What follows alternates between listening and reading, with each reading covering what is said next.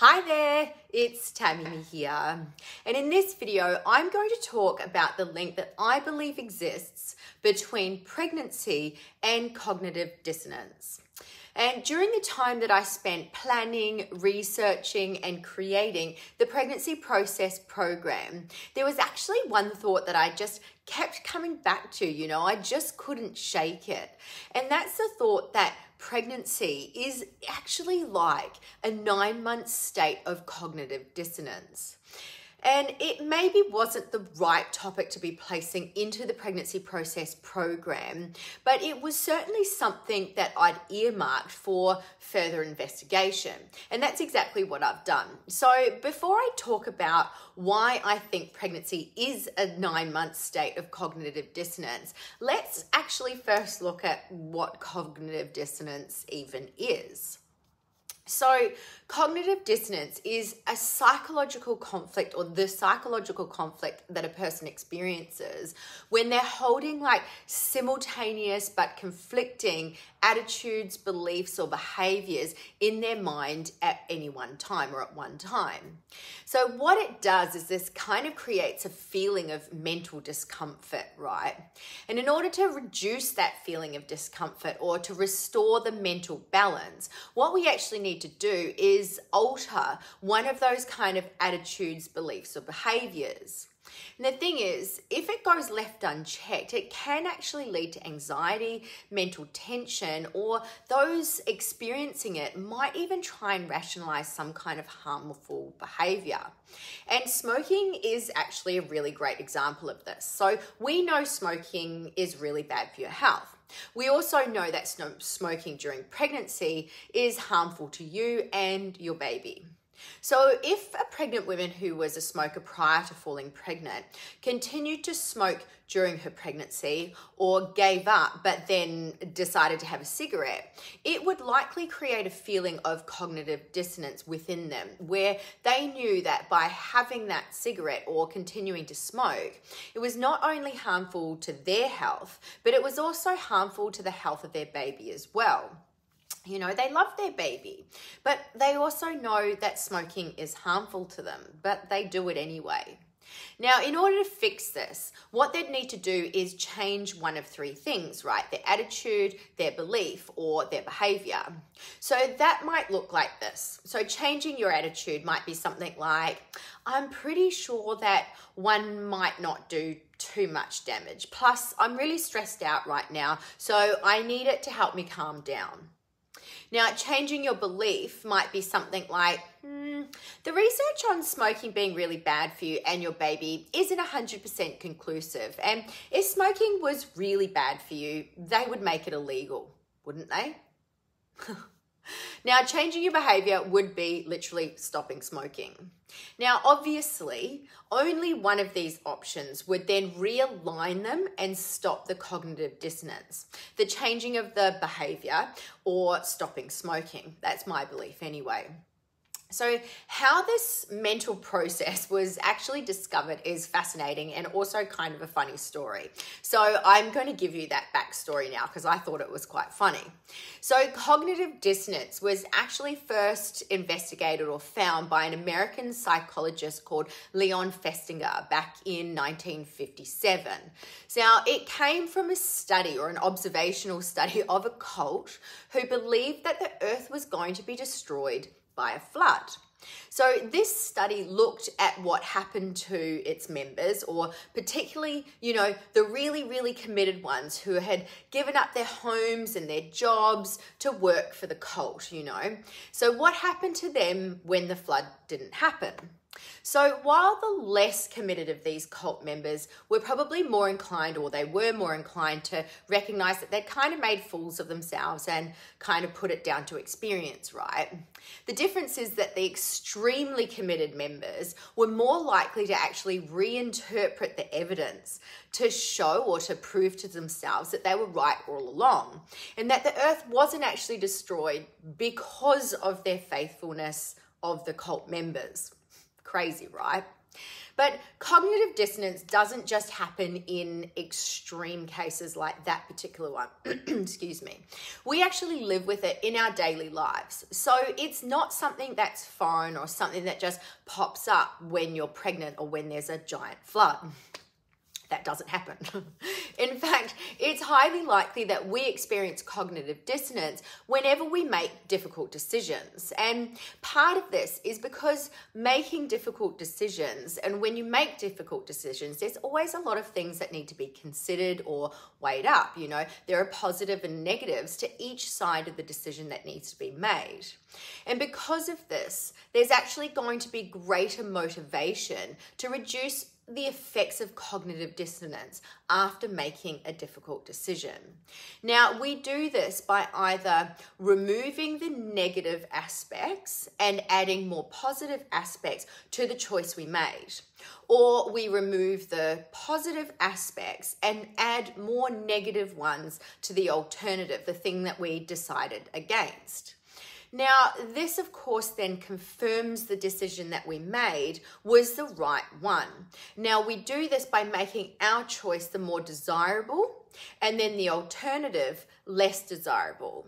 And I think this gives us a really good framework to kind of understand why I believe pregnancy might be considered a 9-month state of cognitive dissonance, especially when you look at the huge amount of difficult and life-changing decisions that need to be made throughout this time. Now, of course, this feeling can be experienced not just through decision making, but like in the smoking example, through our actions as well.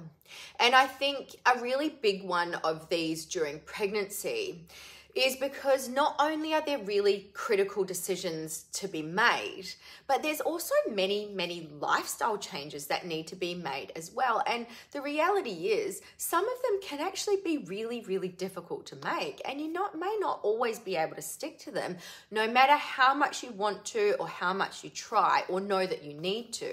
I mean, this in itself is a state of cognitive dissonance. And I think the ultimate cognitive dissonance when it comes to pregnancy is actually when your pregnancy wasn't planned. I mean, and I'm not going to make light of this, but you just need to look at the episode of Friends where Rachel tells Ross that she's pregnant. And you can find the link to that video in the video description below. So if you've watched that, you can literally see the process that Ross goes through.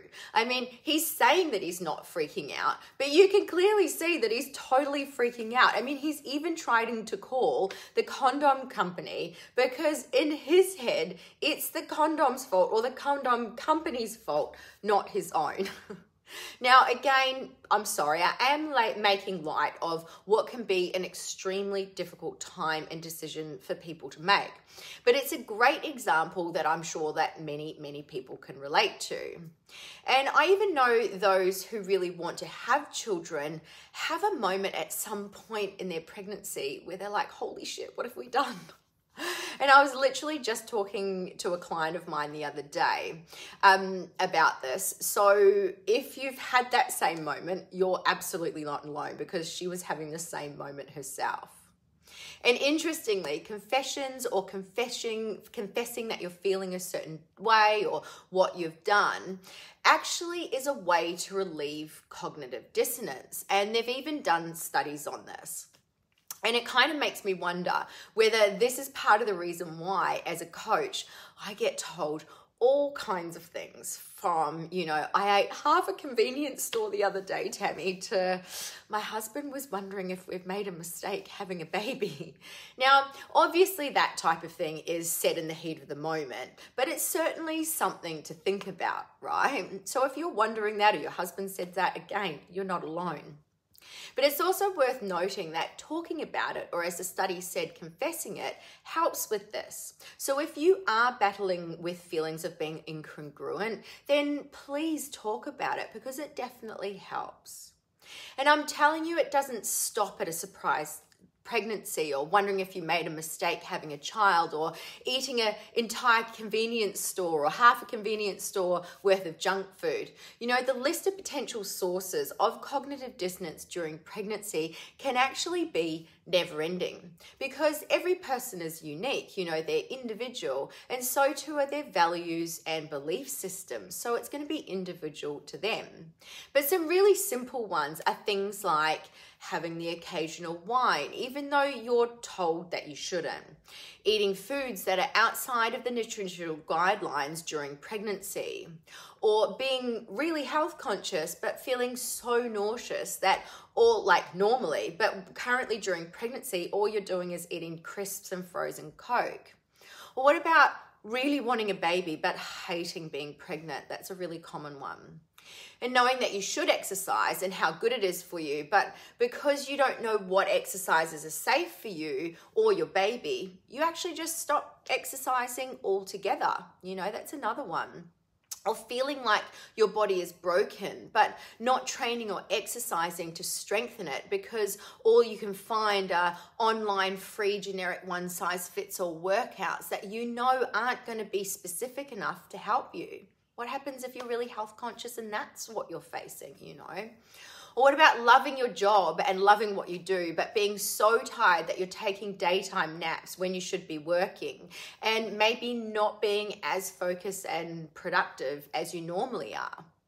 Or being happy about being pregnant, but missing doing all of the things you used to love doing, and actually feeling slightly resentful of all the changes that you need to make in your life. Or what about loving being pregnant, but actually being really worried about what it's going to do to your body? Or looking forward to finishing work, but being really scared of what life is going to be like with a newborn baby and no structure.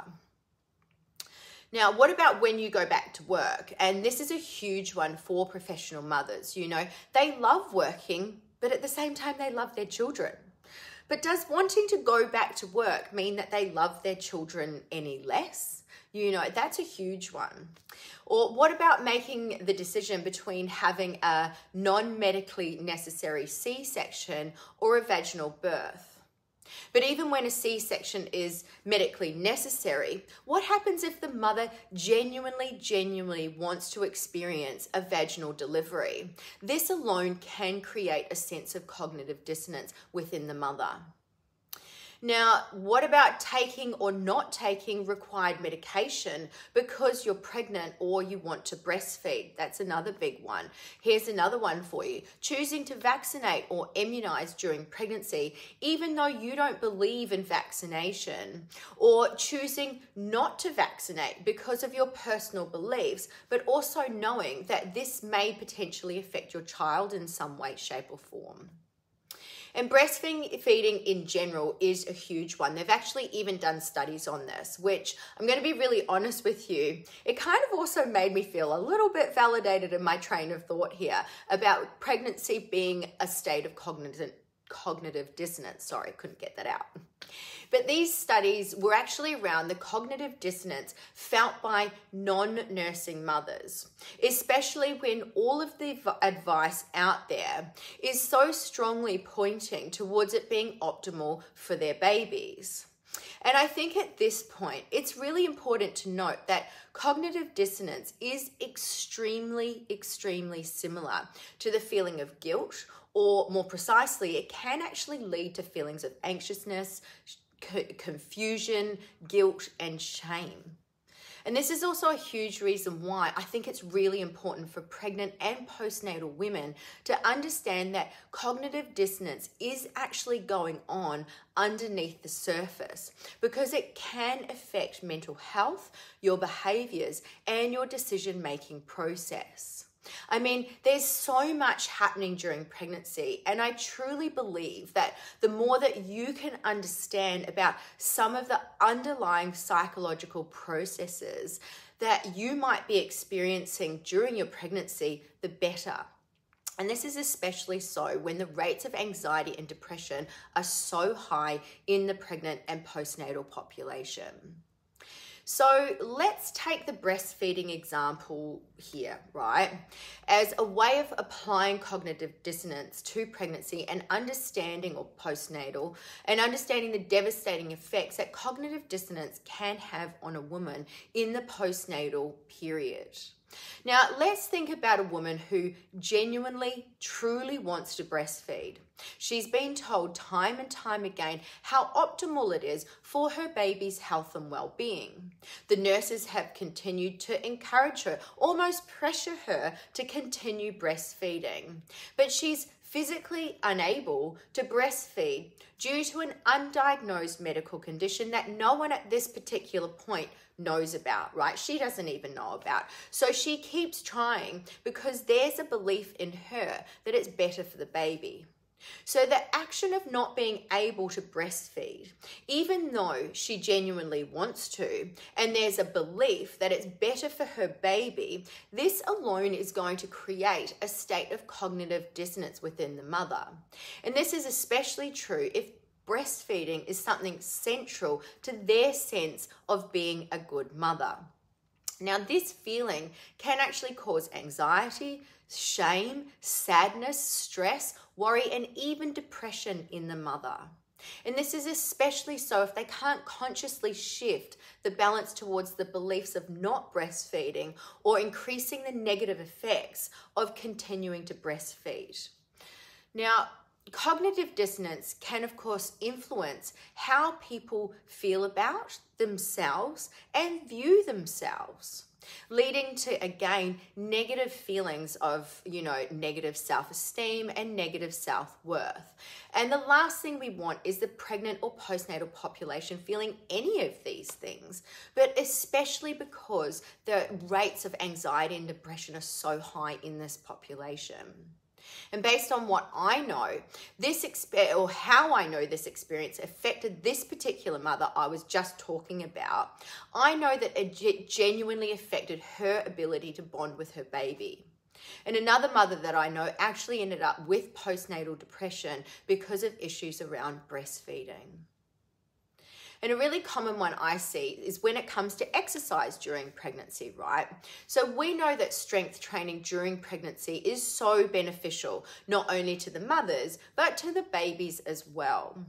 So the question is, what happens to the women who really, really value their health and well-being, and of course that of their baby, but find themselves in this strange void between the known and the unknown when it comes to their pregnancy exercise journey? Do they downgrade their training to just doing things like walking or doing generic one-size-fits-all workouts, knowing that they could actually be doing more?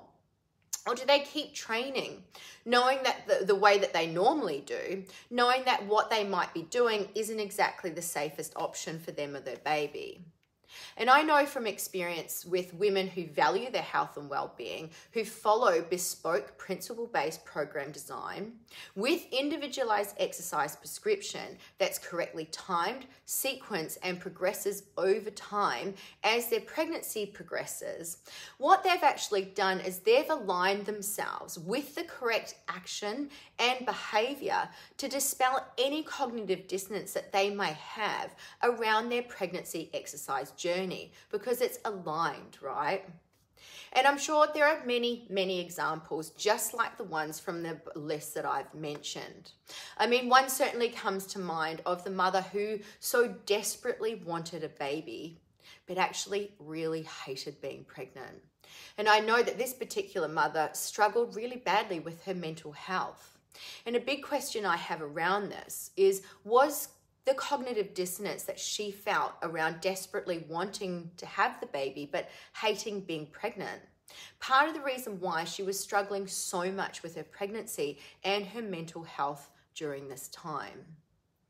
Now, although I'm certainly not a psychologist, 100% I'm not, there is one thing that I do know, and that's how much the rates of anxiety and depression have risen in the pregnant and postnatal population over the last 25 years, and how high the rates of postpartum anxiety and depression really are.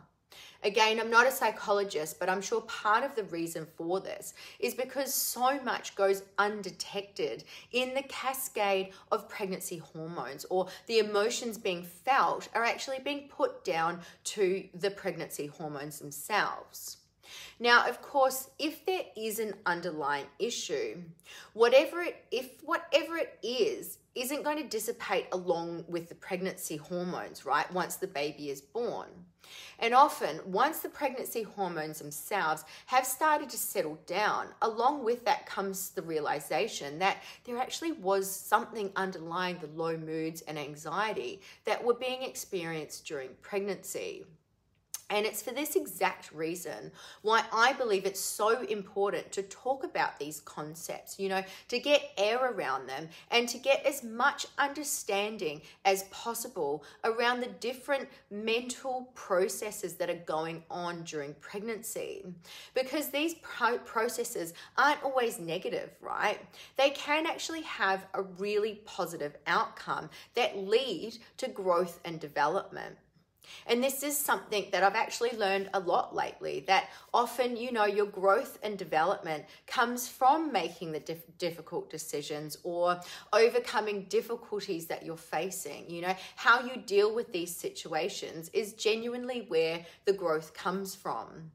It comes from not being scared to acknowledge the emotions that you're feeling, accepting that the emotions that you're feeling and seeking help when those emotions kind of get too big for you to cope with on your own, and not being afraid of saying things like, hey, I need a little help over here. I'm not processing, XYZ very well, or I'm feeling confused because of this and I need to make this huge decision about it. Or I feel guilty about this and I need help reconciling these actions. Or this decision I'm having to make for the sake of myself and my baby is actually incongruent with my value system or my beliefs, and I need some help processing it. It's by doing these things that you actually invite growth into your life, and you may move away from feelings of anxiety, sadness, shame, stress, and worry. But the thing is, without knowing that these things exist in the first place, how can we even know to open up these conversations? Which is why I believe it's so important to talk about the different processes that women go through within their maternal metamorphosis. Whether they're physical, mental, or emotional, they're all important to the overall health of the mothers, which makes it important to the health of the whole family unit. And because, health and well-being during pregnancy isn't singular modular, it's not just about the training, it's not just about the nutrition, it's not just about the education or the mindset. It's about all four core pillars of health, including the education, which is why these are the 4 core pillars of health that we focus on in the Pregnancy Process program. So if you want to join a private community that supports you in your pregnancy journey, where other women have an understanding of what you're going through, a place where you actually feel safe to open up these conversations and get some air around them, to, feel free to head to the link in my bio or the video description below and apply to join my private but complimentary community. You never know, it might be helpful to know that you're not the only pregnant woman out there who's feeling a sense of cognitive dissonance. So that's it from me today. I hope this video helped, and I'll see you in the next one.